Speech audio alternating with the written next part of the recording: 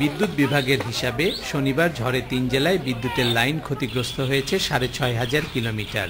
ভেঙে গেছে অন্তত 900টি বিদ্যুতের খুঁটি। এর সিংহভাগই বগুড়ায়। লাইন মেরামতের ক্ষেত্রে অগ্রাধিকার দেয়া হচ্ছে গুরুত্বপূর্ণ এলাকাগুলোতে। লাইন মেরামতে আশেপাশের জেলা থেকে জনবল ধার করে এনেছে পল্লী বিদ্যুৎ সমিতি।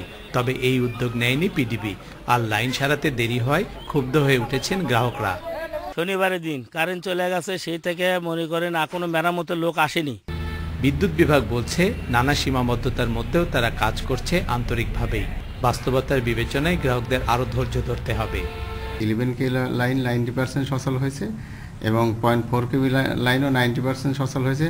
আর যে 10% লাইন আমাদের বাকি আছে, এই 10% লাইনের কাজ আজ এবং কালের মধ্যে আশা করি আমরা শেষ করতে পারবো। ক্ষয়ক্ষতি বেশি হয়েছে গ্রামে। পল্লী বিদ্যুৎ সমিতি বলছে পরিস্থিতির উত্তরণে আরও অন্তত 1 সপ্তাহ সময় দিতে হবে তাদের।